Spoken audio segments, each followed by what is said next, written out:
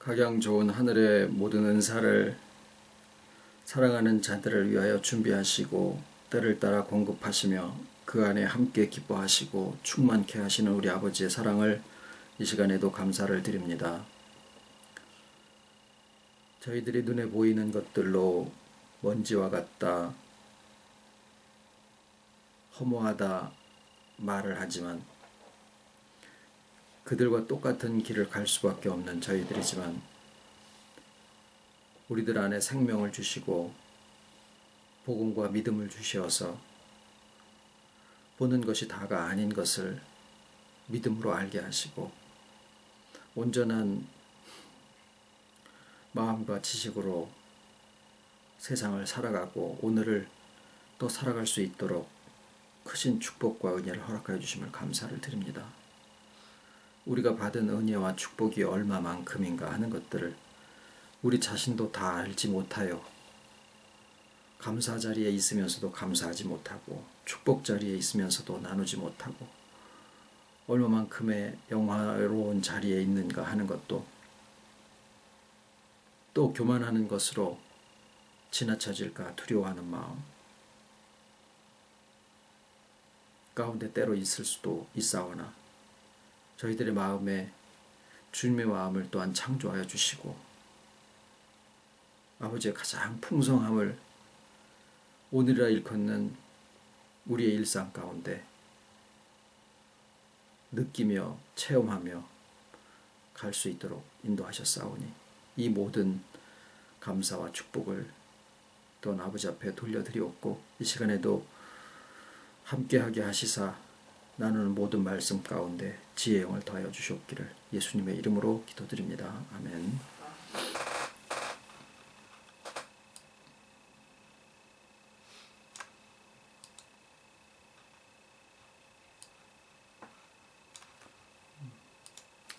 오늘 하나님의 말씀은 요한복음 1장 51절과 창세기 28장 12절입니다. 또 가라사대 진실로 진실로 너희에게 이르노니 하늘이 열리고 하나님의 사자들이 인자 위에 오르락내리락 하는 것을 보리라 하시니라.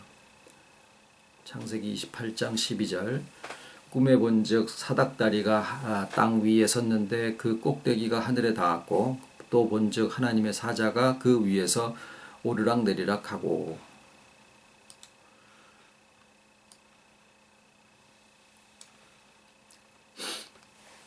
사단의 전략은 중요한 것들에 앞서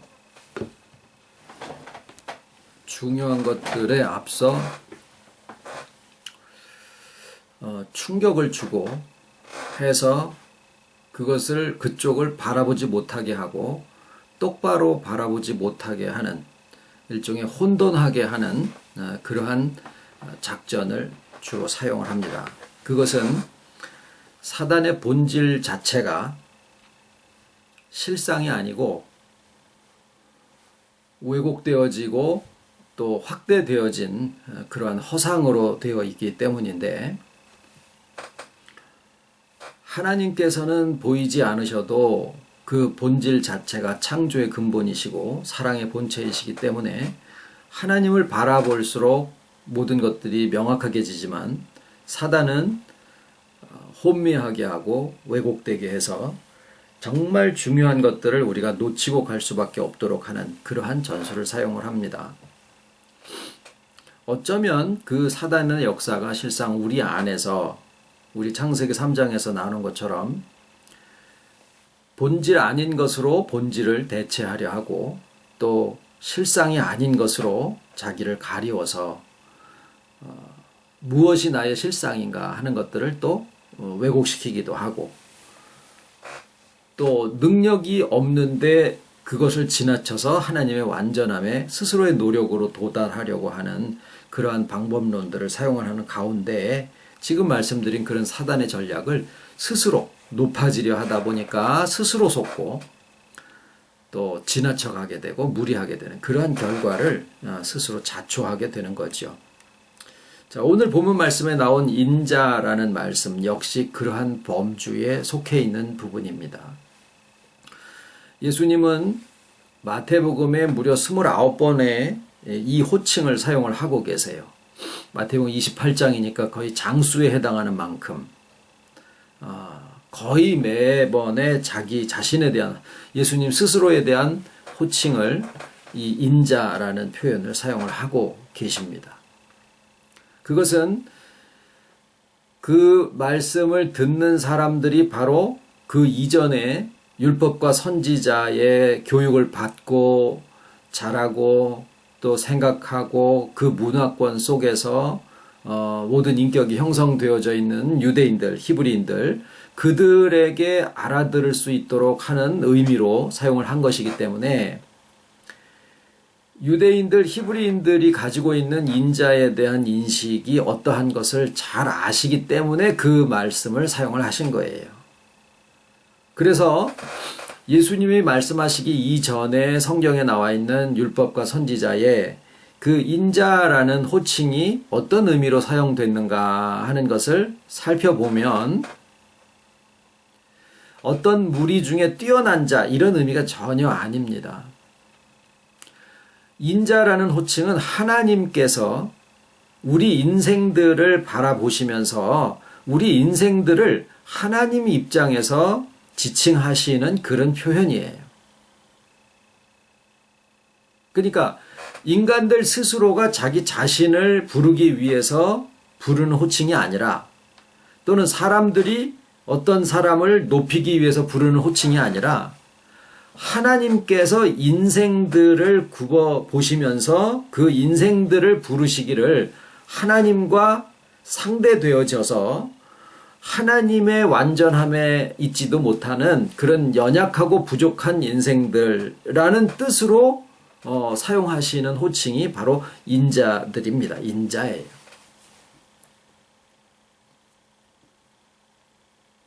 그래서 예수님께서도 오늘 이 말씀을 하실 때 스스로를 인자라고 칭하시고 다른 여러 군데에서도 인자라고 그것을 지칭하신 것은 스스로 하나님으로서 하나님이신 예수님으로서 자기 자신을 하나님으로서 부르신 게 아니라 율법과 선지서에서 하나님께서 인생들을 부르실 때 사용하신 연약하고 부족한 너희 인생들아 라고 하는 의미에서 사용하고 있는 그 인자라는 호칭을 예수님이 하나님 스스로 하나님이시면서 자기 자신을 인자 즉 연약과 부족을 가지고 있는 인생들이라라고 나도 그런 인자라고 표현을 하신 것은 내가 너희와 같다라는 그런 의미로 사용을 하신 거예요.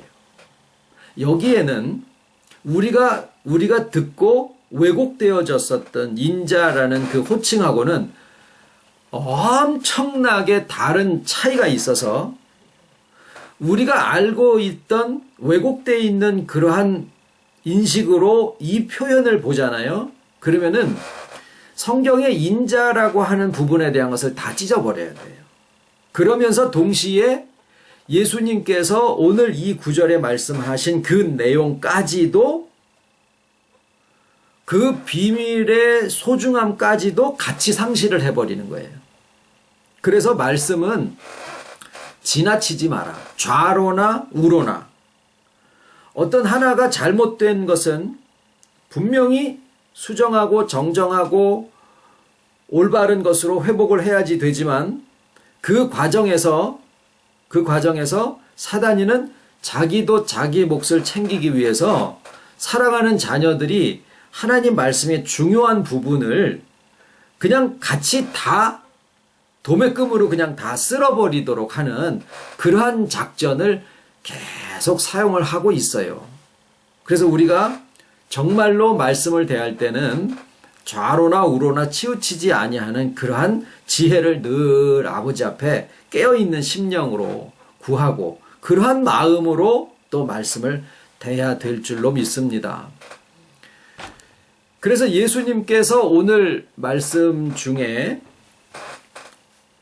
첫 번째는 스스로를 인자라고 칭하신 의도와 목적, 이거를 지금 말씀을 드리고 두 번째는 또 그 듣는 히브리인들을 대상으로 하시면서 인자라는 호칭을 쓰신 것이고, 그럼으로써 내가 너희들과 다르지 않다라는 그런 의미의 말씀을 하신 거고, 두 번째는 뭘 사용을 하시냐면 오르락 내리락이라는 거예요. 오르락 내리락. 그 오르락 내리락이라고 하는 말은 우리나라 말에도 이 발음이 재미나지요. 뭐 아리랑 아리랑 아라리요 뭐 이런 거라든가 얄리 얄리 얄라셩 뭐 이런 것처럼 그 발음이 재미나지 않습니까? 무슨 노래의 어떤 운율처럼 그러듯이 우리나라 어린아이들이 콩쥐팥쥐 이야기를 들으면서 성장을 하듯이 유대인들의 아이들은 어른이 되도록까지 야곱의 이야기를 들으면서 성장을 합니다. 거기에 야곱의 사다리라든가 또는 우리가 주일학교 때 그 무슨 그런 노래가 있었어요. 뭐 삭개오가 뽕나무에 올라가는 뭐 그런 뭐 이런 그런 율동도 있었고 그러듯이 거기는 전체가 다 믿는 자녀들이기 때문에 어릴 적부터 그런 운율과 그런 내용에 아주 익숙해져 있는 그런 사람들에게 오르락 내리락이라고 하면은 그것만 들어도 야곱 이야기 이렇게 되는 거죠. 그래서 예수님께서 그 오르락 내리락이라는 표현과 하나님의 사자라는 그런 공통된 표현을 쓰시면서 한 가지를 서로 다르게 한 거예요. 하나는 야곱의 꿈에 나오는 것은 하늘에 닿아 있는 사닥다리고, 예수님의 말씀은 그 사닥다리 자리에 인자라는 것을 이렇게 대체를 한 거예요. 그러면은 사람들이 대개 그 말씀을 들으면서 인자가 곧 사다리구나라는 생각을 하게 되는 거죠. 예수님의 의도가 거기에 두 가지가 들어가 있는 거예요. 하나는 인자라는 표현과 내가 너희와 다르지 않다. 두 번째는 사다리다라는 그 두 가지를 하는 거예요. 그런데 이제 이 사다리를 우리가 이해하고 해석하는 과정에서 또 오해가 들어갑니다. 뭐냐면 누군가가 나서서 인자로서 그분을 통해야 하나님께로 가는 것처럼, 이게 엄청난 오해예요. 아마도 지금도 이 구절을 놓고 그런 생각을 하실 수도 있기 때문에 이 부분을 인자라는 주제를 들어서 설교만 하려 치면은 눈이 동그래질 수도 있고요. 또 그것의 의미를 누군가를 통해서 하나님께로 가는 그게 사다리 아니냐라고 생각을 할 수 있기 때문에 오늘 이 구절을 일부러 오래전부터 생각하는 끝에 이것을 나누어야지 된다라는 그런 확신 속에서 오늘 이 말씀을 드리고 있습니다. 거기에 뭐가 있냐면 오르락 내리락이에요. 사다리 오르락 내리락. 그래서 오늘 제목은 오르락 내리락이에요. 야곱의 사다리라고 할 수도 있고 오르락 내리락. 이게 업 앤 다운 이게 아니고요. 이게 무슨 뜻이냐면 영어를 해서 조금 그렇습니다만은 ascending, descending 이렇게 표현을 하는데 그거 뭐냐면요. 그냥 올라갔다 내려갔다 이게 아니라 승천과 강림이라는 뜻이에요. 한자로 쓰면은 조금 뭐 고상해 보이고 무슨 뭐 어려워 보이고 이럴 수도 있습니다만은 믿는 사람들은 승천과 강림에 대해서 너무 많이 들었기 때문에 그게 그렇게 어색한 말은 아니시리라고 생각을 합니다.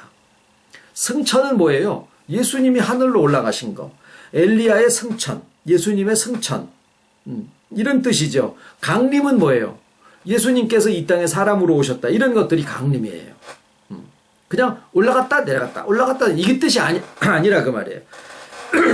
그러니까 오르락 내리락이라고 하는 말이 한글로 표현됐을 때는 굉장히 가벼워 보이지만 그 사용된 언어를 놓고 보면 굉장히 엄중한 굉장히 무게가 있는 그러한 표현을 사용을 하고 계신다라는 내용을 우선 말씀을 드려야 돼요.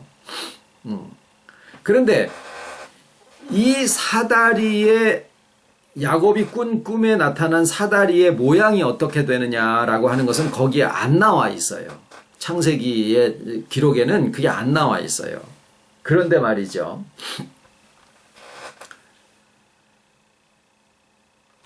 어디냐 하면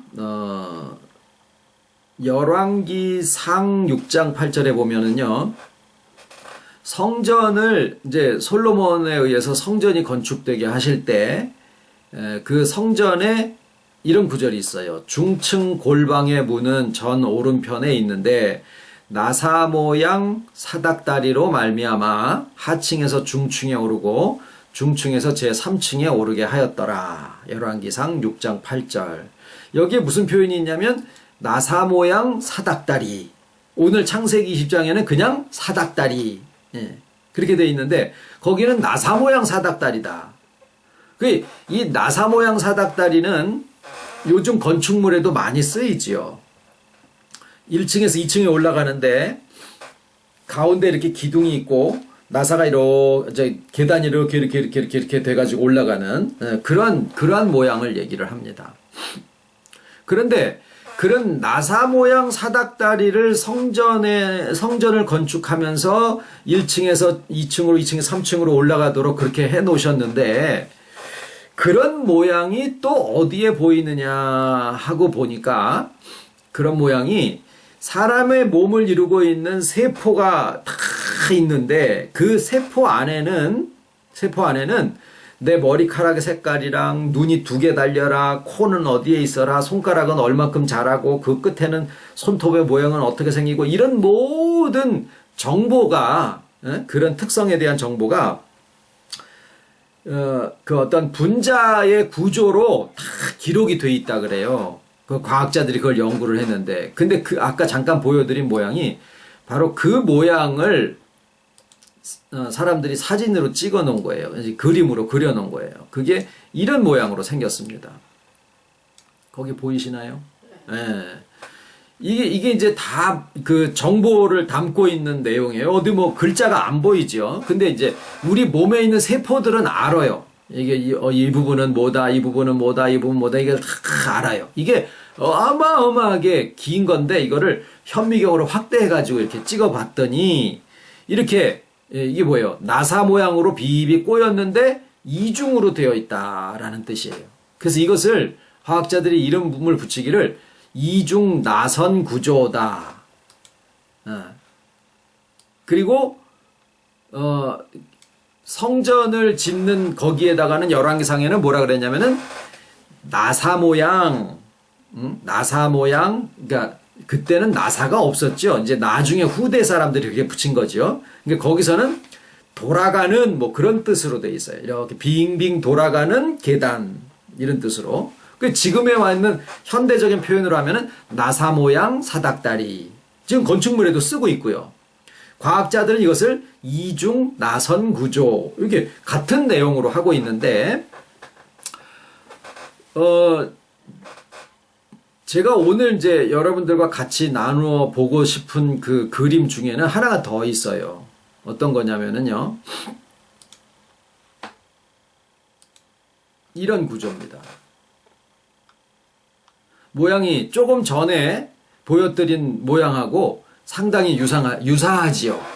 이렇게 두 줄이 이렇게 서로 빙빙빙빙빙빙 돌면서 이렇게 내려가고 있다라는 점으로 굉장히 유사한 그런 구조를 보여주고 있는데 이 그림은 뭐를 지금 상징적으로 나타내고 있냐면 예수 그리스도의 족보예요. 예수 그리스도의 족보 그러면 또 막 머리 아프신 분은 죄송합니다만은 여기 하나님에서부터 그 다음에 아담, 셋, 에노스, 게나 이렇게 쭉 해서 여기 한 마디가 빙 돌아가면은 그 다음에 노아가 나와요. 또 한 마디가 빙 돌아가면 아브라함이 나와서 새 시대가 오고 또 한 마디 빙 돌아가면은 보아스, 가나안 땅에 들어가서 첫 세대. 빙 돌아가면은 그 다음에 우시야, 선지자들이 역할을 시작하는 시대. 그 다음에 빙 돌아가면은 아비훗, 제사장들이 다스리는 시대. 그 다음에 예수님. 이렇게 나오거든요. 각 열대 이렇게 되는 거죠. 그런데 요 빨간 선의 계통은 그 하나님에서부터 예수님까지 내려오는 그 선진들의 계보를 나타내고 있던데, 회색은 뭐냐면, 회색은 어둠의 줄거리예요. 네, 어둠의 줄거리가 창세로부터 예수님 때까지 계속 같이 내려오고 있는 것을 표현을 하고 있어요. 그게 창세기에서 첫째 날 뭐가 나와요? 어둠이 나오죠. 저녁이 되며 아침이 되니, 둘째 날도 저녁이 되며 아침이 되니 둘째 날, 그 다음에 셋째 날, 넷째 날, 여섯째 날까지 계속 저녁이 되며 아침이 되니 이는 셋째 날이니라, 다섯째 날, 여섯째 날이니라. 그래서 어둠에 대한 전에 설교를 한번 한 적이 있었죠. 왜 밤 어둠에게 권세를 주셨을까? 그것은 택하신 자녀들이 약속을 이루기 위해서는 보이는 어떤 상징물들이 필요했지만, 그러나 그것이 실상이 아니기 때문에 그 허상이 무너지면서 실상을 우리가 잡게 하시기 위해서 그걸 무너뜨리는 역할을, 어둠의 권세를 주셔가지고 그것들을 통해서 이 택하신 자녀들의 약속의 매개물들, 실상은 아닌데 꼭 필요해서 주셨다가 거기에 머물러 있지 아니하도록, 예를 들어서 성전 또는 이스라엘의 그 가나안 땅, 그게 실상은 아니거든요. 그렇다고 허상도 아니에요. 하나의 매개물이죠. 약속을 보여주시기 위한 매개물로 주셨다가 그 다음에 사람들이 거기에 머물러 있잖아요. 놋뱀 뭐 이런 거에 머물러 있잖아요. 그러니까 그런 것들을 다 히스기야 왕이 깨뜨리듯이 어둠의 권세를 주셔가지고 그 권세, 로마의 권세, 아수르의 권세, 바벨론의 권세, 니무롯의 권세, 뭐 이런 그런 권세들을 주셔가지고 그들의 손에 의해서 이 택하신 자녀들의 약속의 매개물들을 깨부시게 하는 그러한 역할을 시키는 게 아까 그 보여드린 회색 줄거리예요. 그게 예수님 때까지 계속 같이 내려오면서 같이 역사를 하기 때문에 아까 말씀드린 대로 이중 나선 구조를 이루고 있더라. 자, 그러면은 이 의미가 무엇이냐라는 거예요. 이 의미와 오르락 내리락이라는 게 무슨 의미가 있겠느냐라는 거죠. 그냥 오르락 내리락, 내 기분이 오늘 좋아, 그 다음에 또 푹 떨어져, 조울증처럼, 그거 거기다 갖다 붙이면은 안 돼요. 그래서 아까 더 무거운 승천과 강림, 이런 의미를 가진 단어를 사용했다라는 말씀을 일부러 드린 이유는 내 기분이나 감정의 변화, 선택의 변화, 이런 것에다가 갖다가 그냥 아이고 내 상황이 오늘도 오르락 내리락 하네, 요 따위 식으로 그걸 해석을 하면 안 된다라는 얘기예요.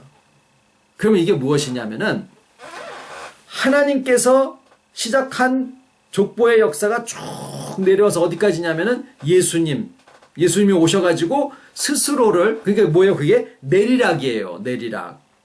그 내리락에서 제일 끝자락에서 예수님이 스스로를 가리켜서 하신 말씀이 인생, 즉 인자, 부족하고 연약해 너희와 똑같다. 그게 강림의 의미예요. 강림하신 예수님을 자꾸 높여드리려고 하는 게 아니라 내려오신 뜻을 알아들이는 거예요. 예수님은요, 높여드릴 뿐이 아니라 내려오신 뜻을 알아들이는 것이 진짜 잘하는 거예요. 기독교인들이 잘못하는 게 뭐냐면 내려오신 뜻은 생각은 안 하고 자꾸 높여드리려고만 하다 보니까 예수님은 없으니까 누가 높아져요? 지도자들, 목사들, 이런 사람들이 대신 그 자리에 앉아가지고 그 영광을 받는 구조가 돼요. 누구 탓이 또 있냐면은 잘못 가르치는 사람들과 잘못 배우는 사람들에게 다 공동 책임이 있어요. 예수님은 높여드리는 분이 아니라 우리랑 똑같은 분으로 내려오신 뜻을 우리가 알아들이는 게 우리의 할 일이에요. 그럼 뭐냐면은요, 그것을 알아들이는 게 뭐예요? 내리락, 강림을 아는 거예요. 그 다음엔 우리 몸에 세포가 이렇게 해가지고 이렇게 하잖아요. 그러면 여기에 막 수만 개의 세포가 떨어져 나오는 거예요. 그 조그만 속에서도. 그러니까 우리 몸에 있는 세포가 몇 개인가 하고 대충 세보니까, 물론 다 세볼 수는 없죠. 60조 개가 되더래요. 60조. 어마어마하지요. 그런데 그 모든 세포가 다 나를 구성하고 있는 머리카락 색깔, 눈, 목, 손가락, 발가락, 내장은 이 모든 구조에 대한 그 정보를 60조개나 되는 세포들 각각이 다 가지고 있는 거예요. 다. 그러니까 이론적으로는요.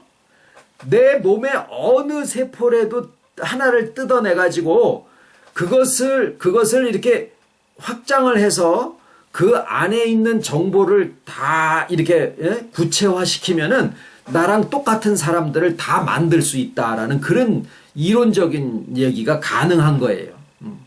그러면 무슨 얘기냐면은요.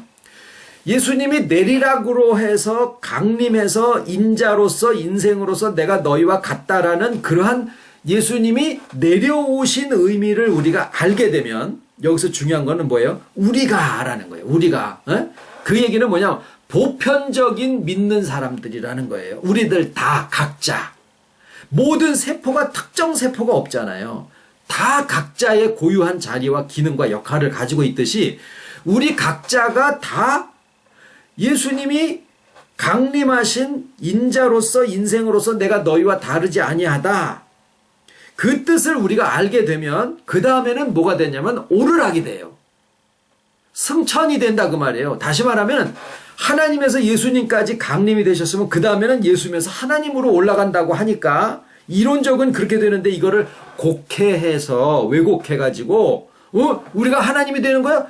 이런 어처구니 없는 발상을 가지면 안 되고 뭐냐면 하나님의 형상으로 우리가 입고 나타나는 일들이 우리에게서 시작이 된다. 그 뜻이에요. 그게 오르락이에요.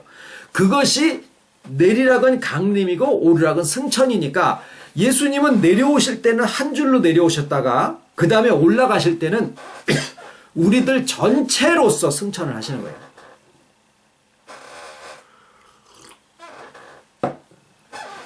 내려오실 때는 한 세포인 예수 그리스도로 내려오셨다가 올라가시는 오르락은 60조개의 세포들이 다 같이 함께 올라가져서 우리가 다 하나님의 형상을 입게 되는 그 길이 이제 조금 더 깊이 들어가서 생물학적으로 세상 과학 지식적으로 조금 더 들어가면 위에서 내려온 줄거리가 하나 있고 우리가 합해지는 줄거리가 하나 있어서 이렇게 둘이 하나가 되고 뭐 그러는 일도 생물을 공부하다 보면은 성경 지식하고 맞아떨어지는 것들이 굉장히 많아요. 재밌는 부분도 있습니다.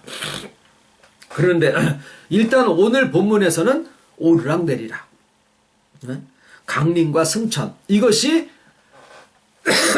우리와 똑같은 인생으로서 내려오셨다라는 의미의 인자, 이거를 우리는 어떻게 해요?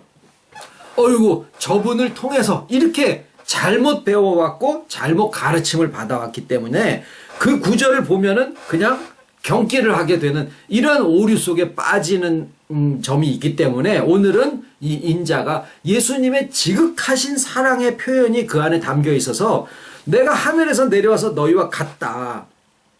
그러므로써 이제 너와 내가 하나 되어져서 우리 전체가 다 하나님의 형상으로 이렇게 진짜 승천하는 하늘에 속한 자들로서 올라가는 일들이 모든 이들에게 다 열려 있다라고 하는 그 뜻을 여기에서 예수님은 말씀을 하신 거다 그 말이에요. 그러니까 이 구절은 절대로 찢어버려서는 안 되는 아주 우리에게 절대 필요한 말씀이심을 한번 좀 생각을 해보시는 기회가 되셨으면 좋겠습니다. 주님 가르치신 기도로 예배 마치겠습니다. 하늘에 계신 우리 아버지, 이름이 거룩히 여김을 받으시오며 나라의 마옵시며 뜻이 하늘에서 이룬 것 같이 땅에서도 이루어지이다. 오늘날 우리에게 일용할 양식을 주옵시고 우리가 우리에게 죄 지은 자를 사하여 준 것 같이 우리 죄를 사하여 주옵시고 우리를 시험에 들게 하지 마옵시고 다만 악에서 구하옵소서. 나라와 권세와 영광이 아버지께 영원히 있사옵나이다. 아멘.